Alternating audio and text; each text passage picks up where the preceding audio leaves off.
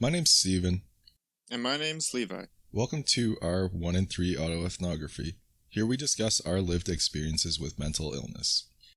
The purpose of this podcast is to shed light and to enhance the understanding of mental illness in order to help break the stigma that surrounds them. We will do this by sharing stories of our symptoms to individualize them, which will promote a better understanding of what our symptoms actually look like. And it's important to note that we are not medical professionals and we can't diagnose anyone with a mental illness. We have both been diagnosed by medical professionals. This podcast will contain mature content that may be triggering. Please contact your doctor if you're concerned about your mental well-being. This content should not be interpreted as medical advice.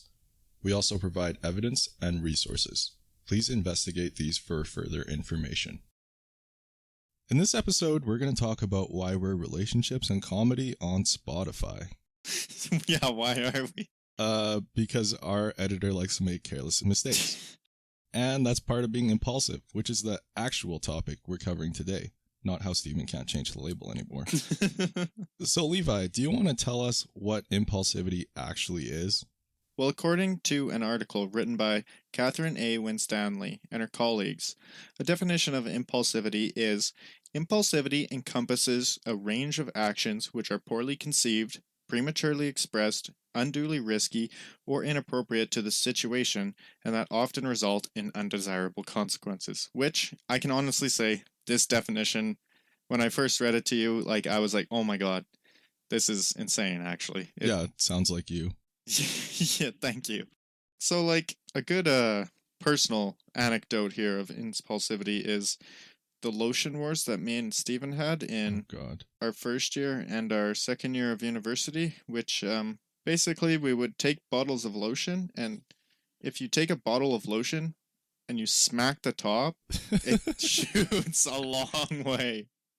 So I can remember literally smacking that across our apartment at you, just everywhere on our cupboards, all over the floor. There's that time you covered the entire outside of my door, and then you were smacking it against the floor to shoot it under my door. I was holding the door closed. Or I just remembered this actually. Oh, what? I was chasing you around with a can of Axe and a lighter. Oh my god. Do you remember that? No, I don't remember that, but thank you.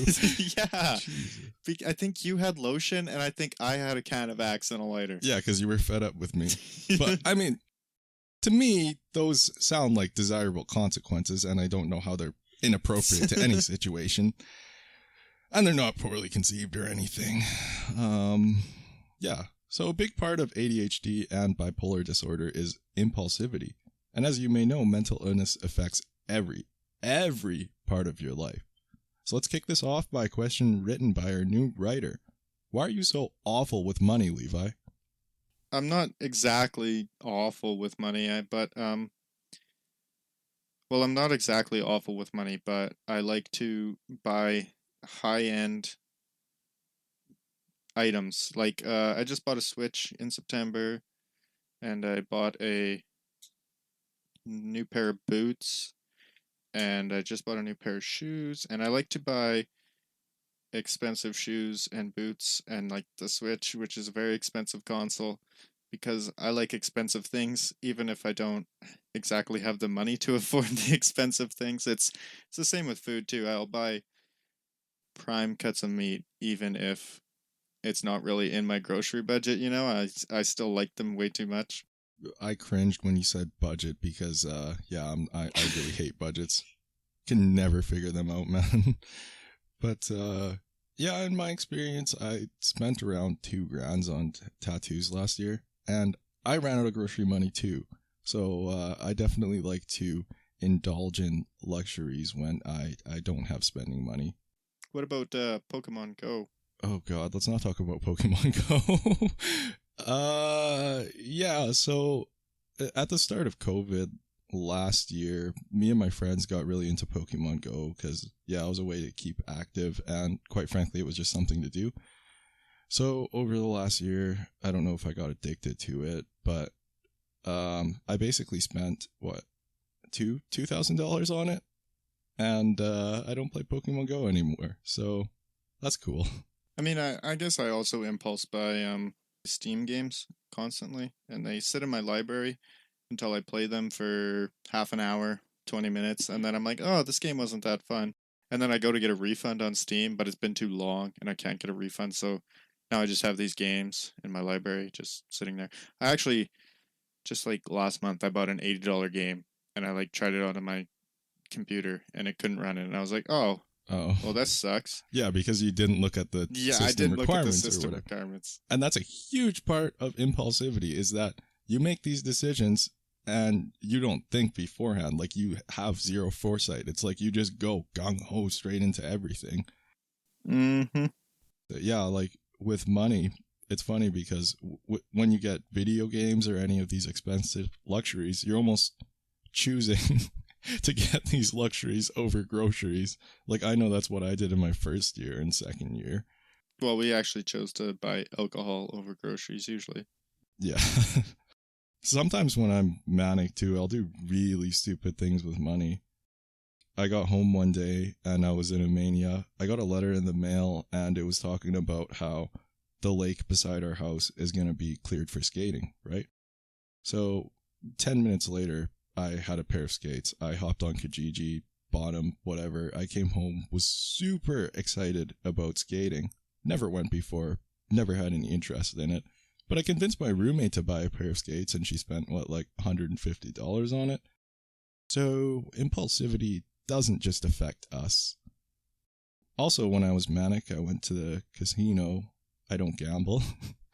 And I took out $100, which is a lot of money for me because that's like 100 Ichiban noodles, so 100 meals.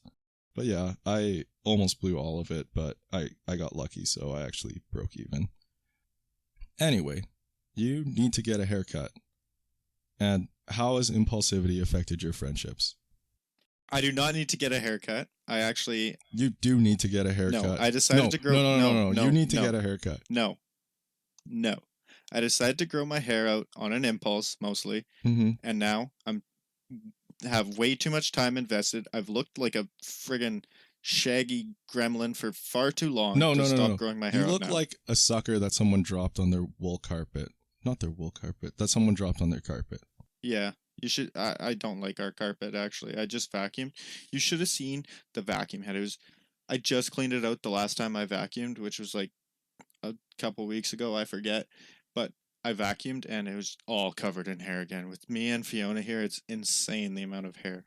Oh, I mean, yeah, if you showed me the vacuum, I probably wouldn't be able to tell the difference from you and the stuff in there. Are you saying I'm dirt? No, I'm saying you look like just a spool of hair. Oh. Anyway, how has impulsivity affected your friendships? Mostly negatively, I would say. I could definitely argue impulsivity created a couple of my friendships, like impulsively going up to someone and saying random things has helped me at times, but also definitely not been good for my relationships or friendships. Like you with the insane fights, but also like with Al there. Don't you remember the one day she came over to our house and then you said, "What's that?" And I said, "An owl stick." Oh my god. And then we did that for 2 or 3 hours straight. I do remember now, and it hurts me because I want to say it on the podcast. Please no. But yeah, that started on an impulse. Like we just kept saying it back and forth, and we're both too stubborn and impulsive to stop, like, so we definitely annoyed her a lot there. With a couple of my other friends, especially when I was unmedicated, I was very verbally impulsive. I would say literally every single thought that popped into my head. So I'd say a lot of inappropriate things. Yeah. And I got a lot of strange looks or verbal warnings, I would say. They're like, "Hey, don't say that, like that's not something to say." And it's, oops, I didn't mean to. It just came out. Yeah, that's definitely something I experienced too, like this verbal diarrhea when you're unmedicated, because you can't keep all these thoughts in your head. You can't keep all your actions in your head. You just want to do it. If there's a thought, it needs to get out, or else you're going to forget about that thought. So your friends could be talking about one thing, but your brain could still be stuck in that other conversation. So you just start blurting out something that's completely irrelevant. Interrupting too. I interrupt people constantly. Yeah, you just interrupted me. I know. But I thought of it, so I had to say it. Okay. Yeah. No, and that's fair too. Like, I think a lot of our friends, that would come off as something that's just rude, you know? Mm-hmm. Like, if they don't understand the underlying cause of it, which is a mental illness like ADHD or mania and bipolar. It could probably also be caused by anxiety and depression too, but impulsivity, it comes off to other people as just you are rude. Or bad decision making. Yeah, but it's just like you need to get a better grip on yourself. Like, you need to control yourself. If we're having a conversation, you shouldn't be interrupting me and you should stay on track with it, basically. Actually, the one time me and you and your roommate, we all went climbing at Grippet there. Do you remember that? No, I don't remember that. Well, we were sitting in your vehicle and we actually had a conversation about why we interrupt people so much. And she understood it quite well, actually. She was quite understanding, and that was nice. Yeah, so you think that if more people were to describe their experiences as not just, you know, we're being rude, it would help foster understanding? Well, yes and no. Like, I definitely think that would help, but I also don't want to be the person that interrupts everyone, you know? Like, I'm definitely working on it and stuff. And I usually, like, if I do interrupt someone, I give them the chance to continue their story or whatever they're speaking. Like, I'll be like, oh, wait, never mind. And I'll cut myself off and say, please continue. Like, I interrupted you, you know? Yeah. And that's just like one facet of relationships is communication. How's impulsive decision making affected your friendships? Negatively. Right, obviously. It's hard to say the impact that impulsivity has had on my friendships, like my impulsive decision making, because a lot of the decisions, if not the vast majority of them, are made impulsively. I impulsively decided to go into biochemistry, and it turns out I like it, which is good. Well, we impulsively decided to start rock climbing, and we liked it, and that's good. We impulsively decided to start this podcast, and it's doing well for us. So Yeah, definitely. I mean, with that's you. a very positive aspect, but there's also very negative aspects, like impulsively deciding that I want to continuously berate and be rude to my friends constantly because I think that's a funny thing to do, and I think that's having a personality. When I was in high school, that was what I did, and that definitely wasn't a positive factor on our friendship. Oh yeah, no, it's like you do it to get a kick out of someone. Yeah. Yeah, I can definitely relate to that too, because my impulsivity has caused me to end a lot of friendships. I don't have a particular story in mind, but I know that when I'm manic or when I just get into a really impulsive mood, it's hard for me to like stay in one place. And if someone just like rubs me the wrong way, I can just make that decision right then, right there. Like, no, I don't want you in my life anymore. So I could blow up, or I could just completely like cut them off in my life. And that's definitely a decision that I don't make, you know? Like, of course it's a decision, but there's no foresight. Like, there's no thinking before I actually make it. It's like, these people are an important part of your life, Steven. They shouldn't just be leaving because they rubbed you the wrong way. They said one thing, or they did one thing in a way that you didn't like. I guess a positive thing about impulsivity for me is it's actually helped me get a lot of friends, because people are like, oh, he's so spontaneous, he's so fun and funny. But no, that's just the way my brain works. Yeah. I've just done a lot of bad things impulsively, and not like bad in the not socially acceptable, bad in the just like Bad in like the angry boy in high school, right? Yeah, and also bad in the just deciding to abuse drugs aspect. Like my birthday there, we didn't like plan it, or that bender that we went on.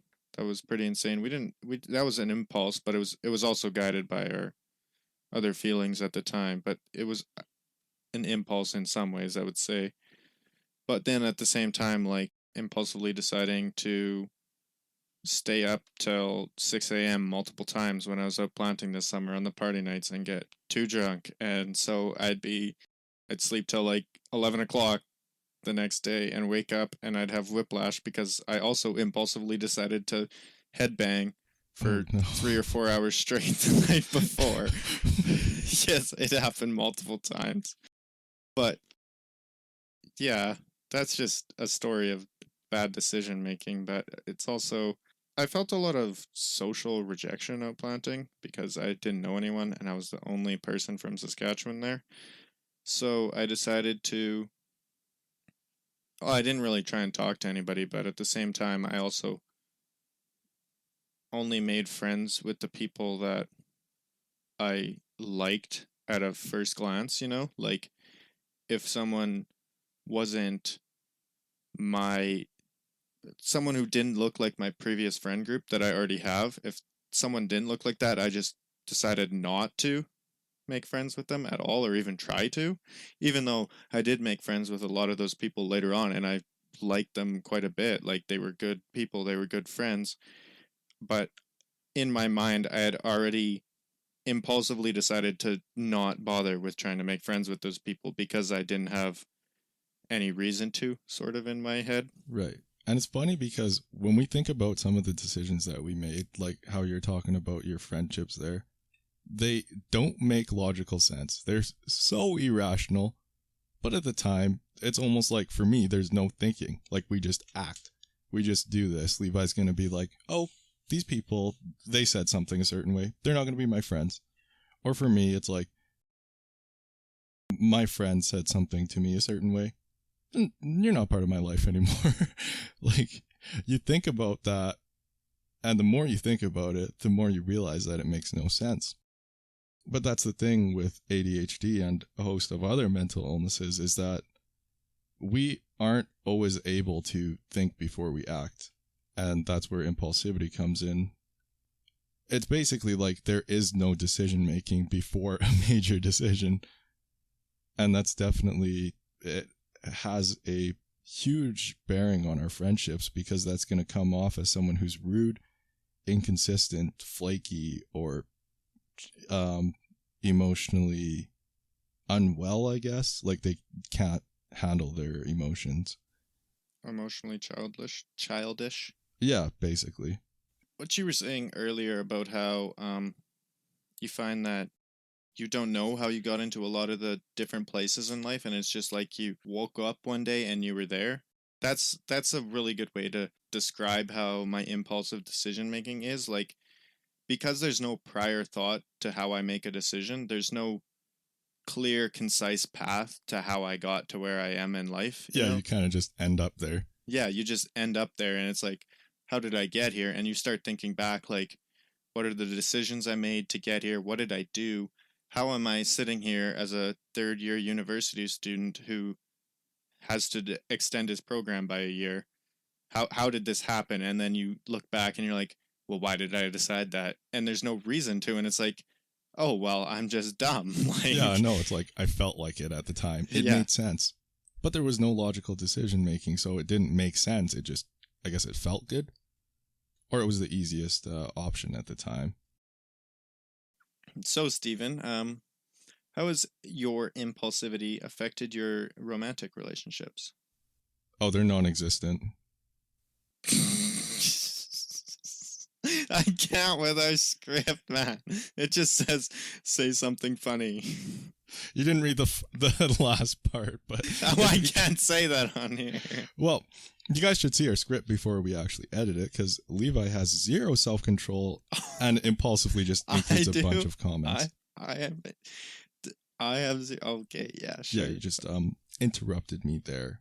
Anyway, So normally I don't really have a sex drive. That's because of like medication and a bunch of other factors. But when I'm in my mania, I'm like super hypersexual. So if I'm in a relationship with someone, then I'll either be having a lot more sex with them or I'll go elsewhere to have sex because it doesn't rationally make sense in my mind. You know, like, Steven, you should not be a terrible person right now.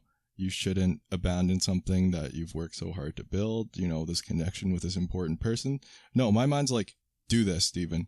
Go out. Go have fun. You know, like, there isn't that little person in my head, that angel on my shoulders that's like, Steven, you shouldn't be doing this. Steven, you should think before, you know, you hurt your girlfriend or ex-girlfriend. But another part of impulsivity and relationships is that I have been in a lot of relationships, but I get into relationships with people who are basically strangers, right? Like, I will meet them in one night or talk to them for like a week, and then boom, I'm head over heels. I'm thinking that I'm going to marry this person. I'm like, you are the one for me. And then we end up getting together and we break up in the series of like maybe 3 or 4 months. But it's like that impulsivity, that spontaneity, when we're young, it's cool or whatever, but it's definitely something that I'm trying to work on. I don't want to just walk into a room, meet a girl, and then be like, oh, she's going to be my everything, because my brain's not thinking, you should get to know this person, Steven. You know, like, you shouldn't just see them in one situation and then want to date them. But because of that, like, the impulsivity in relationships, I always wake up when I'm dating someone and think, how the hell did I get here? Like, I have no idea who you are. So how does your girlfriend put up with you?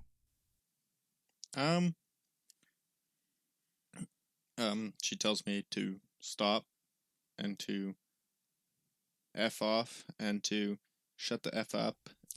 No, just kidding. Okay, no. How has impulsivity affected your relationship with your girlfriend? Negatively. And positively, though. What the hell did you write in the script here, Levi? No, you suck. I have a girly friend and we do the sex every 2 to 3 years. Talk about how impulsivity has affected relationships. That's what I wrote. Okay. That's what I impulsively wrote in the script, because before, this line was directly below how you said your sex life was non-existent. Yeah, but anyways. Well, today I woke up and I decided to be an asshole. As you do. When I woke up this morning, I only had one blanket on me, and it was my least favorite blanket of all our blankets. And I looked over, and both of our other blankets were on her side of the bed, and she had gotten up before me because she had to go to work today. And so I got up and immediately blamed her for pulling the blankets off of me while I was sleeping so I would get up. And that makes no logical sense. Why would she do that but leave one blanket on me? She could have just like turned the light on and shook me or something. But anyways, that's the first thought I had in my mind, was my girlfriend took the blankets off me and put them on her side of the bed.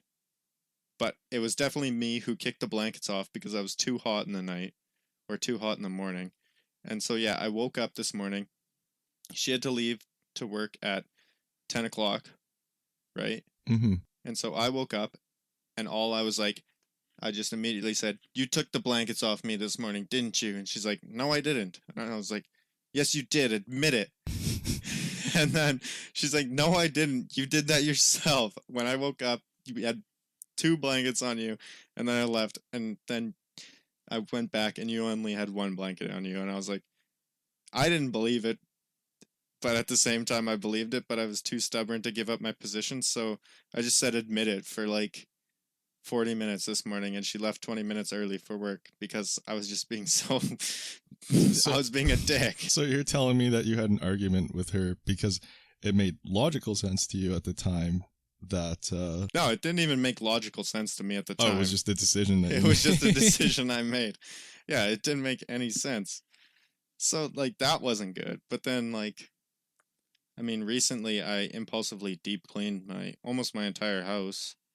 And so that was good because she really appreciated that. And I also impulsively buy gifts or anything else that I see that she might like for her. And I just do things for her impulsively because I feel like it, you know. Like, instead of like rude things, I do nice things, but I also do rude things sometimes. It's like it balances out. But yeah, I definitely think that it would be challenging to be in a relationship with someone with ADHD because, you know, there's always that impulsivity, that spontaneity, right? Like, as you said, it can be positive or negative. It just, I guess, depends on the situation and how you perceive it. But I guess, what are some of the challenges of you being really impulsive in your relationship? For me, on like my side, it's mostly just trying to control it, and it's like, no, I should think of my girlfriend before I do this. No, I shouldn't do that to her. That's just rude. That's not funny in any way, Levi. Don't do that. like I've impulsively thought, like, when she's just like laying on the couch in a blanket, just like, yeah, tear the blanket off her or something. Like, just rude things. Like, what's the point to that? No, none. Like, But have you torn the blanket off her when she's on the couch? I have done it, but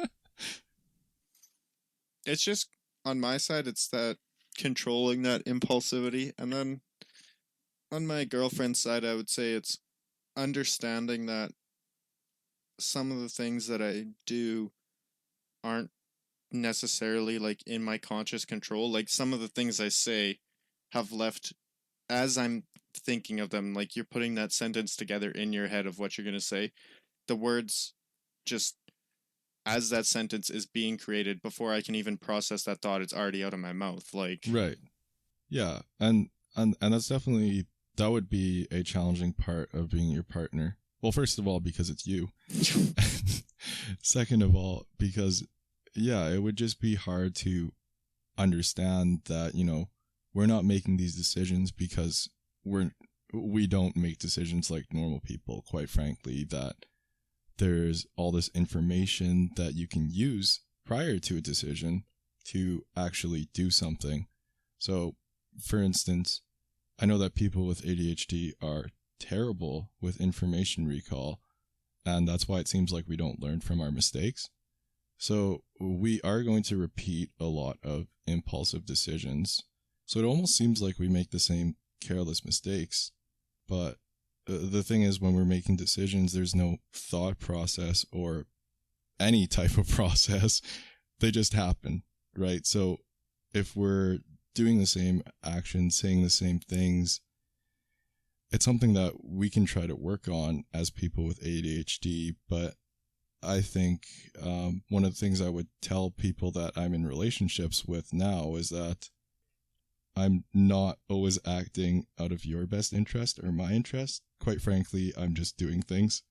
I don't really have a way of doing things or a reason for doing things, but I literally just do things. that's a good way to put it. I like to do things.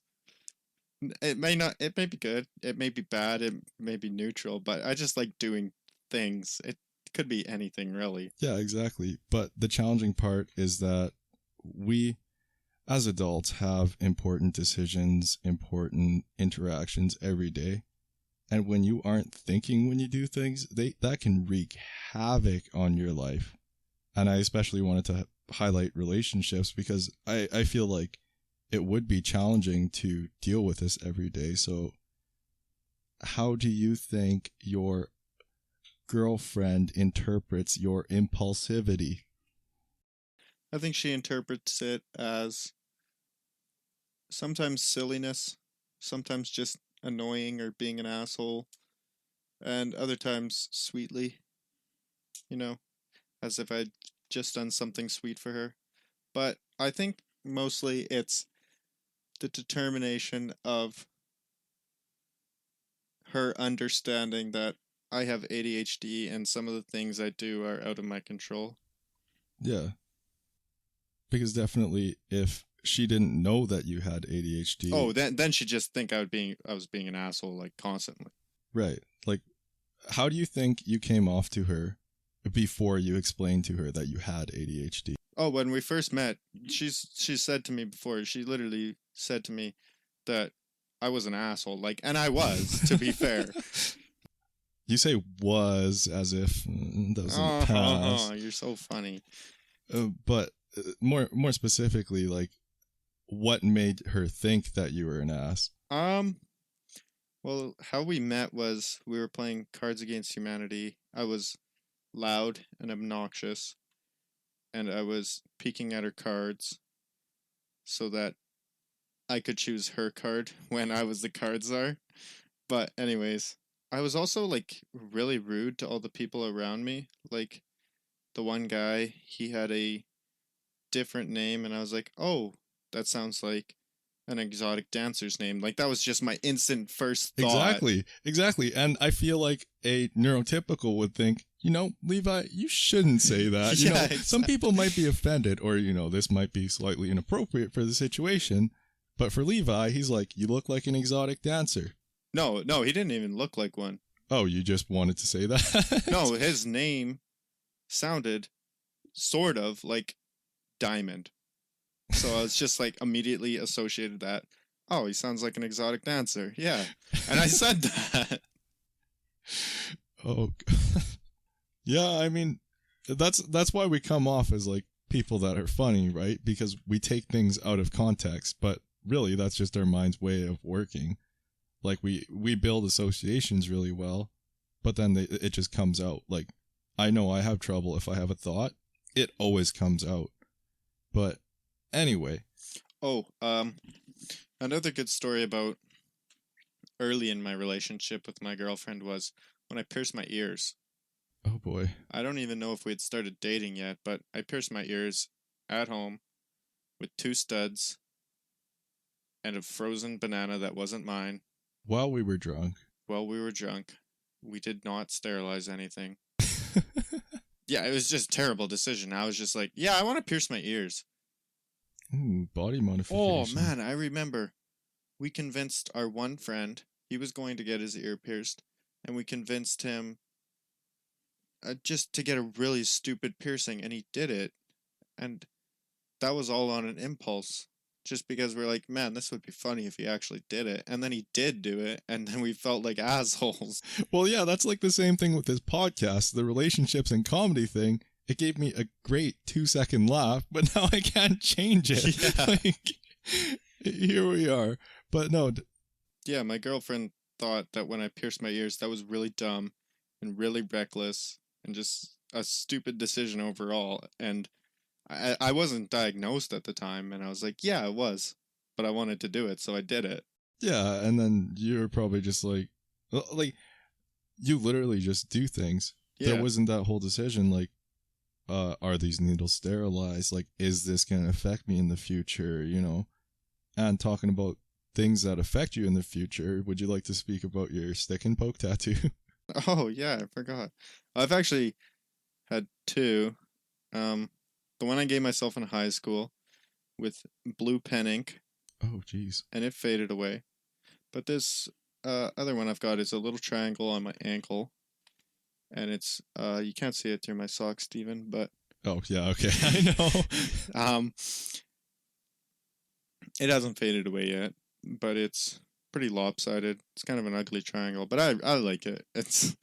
But yeah, it was an impulse. I was just like, yeah, I want a triangle on my leg, and then it went on my ankle. So now I'm gonna get a square down on the other side, probably professionally though. Right. So if I was to ask Levi in the past, why did you want to get a triangle on your leg? How do you think he would have responded?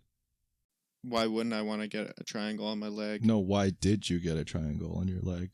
No, that would be my response. Why wouldn't I? Oh, yeah, exactly. And that's the type of thing that a lot of neurotypicals don't understand. It's a decision. There's no rational logic. I want a stick and poke triangle on my leg, so there's going to be a stick and poke triangle on my leg. I got my job impulsively too, talking about big sort of life-changing decisions. Like, I really like tree planting after the season, and I'm going again this season, and I sort of want to keep doing that for a while here. But it was really on an impulse. Like, I had heard of tree planting like once before, and I was just like, looked it up, found a company, applied, and I got the job. And right before last season, I was like, man, I really don't want to do this job. This sounds horrible. I don't want to do this. But then I still did it. Like, I was like, I feel locked into this impulsive decision that I made, so I have to do it. No, that's definitely something I want to talk about, feeling locked into an impulsive decision. Because as we're talking about throughout this whole podcast, you make a decision, there's no rationale. So once you're in an event or a situation, part of an impulsive decision, you're just like, how did I get here? And that's when you start thinking, when you're actually in a situation or an event. Because as you're doing something, you know, say like thinking about this new job, like people like us, we're going to have the new job and then start thinking, what do I do in this job? Yeah, do I like it? But yeah, also I think feeling locked into an impulsive decision is also a way to rationalize it. Because say you've made a bad decision and you're in the middle of going through it, and you could back out, but you don't, because if you continue through this with this decision, it almost feels as if you didn't make a bad decision, a bad impulsive decision at the start, because, you know, it worked out in the end, so obviously it was a good decision, like, ha ha ha. Yeah, exactly. Like that's your way of regaining control, sort of. Yeah. Because, yeah, I guess that definitely applies to the way that I serial dated people, that I got into a relationship with them and I just carried on with it, you know. I kept going. Like, I knew it was terrible for me. I knew that these women that I were dating weren't good for me. But I just kept going with this impulsive decision because rationally it would make sense to me that it was a smart decision if I didn't stop it, right? Yeah. I think that's all we can say about impulsivity. Is it? Every single thing? I could share a hell of a lot more stories, but I just want to say that you should not pierce your ears yourself, and you should not tattoo yourself. There's a very great risk of contracting a disease or an infection, and these can be devastating and very adversely affect your health. So if you are thinking of doing these things, please see a professional. Do not make the same decision I did. Yeah. Please don't just do things to do things. But if you do things to do things, then keep doing them, I guess. Do them safely. Do them safely. Yeah, I like that. If you guys like this episode, make sure to follow us on Instagram at R1and3Podcast and to subscribe to us on whatever you're listening to. The resources and references for this episode's topic will be found in the description of this episode. If you would like to speak with us or have any feedback, please contact us in the email also provided in the description. It's important to note that we are not medical professionals, and we cannot diagnose anyone with a mental illness. We have both been diagnosed by medical professionals. Please contact your doctor if you are concerned about your mental well-being. This content should not be interpreted as medical advice. The evidence and resources, as mentioned before, will be in the description. Please investigate these for further information.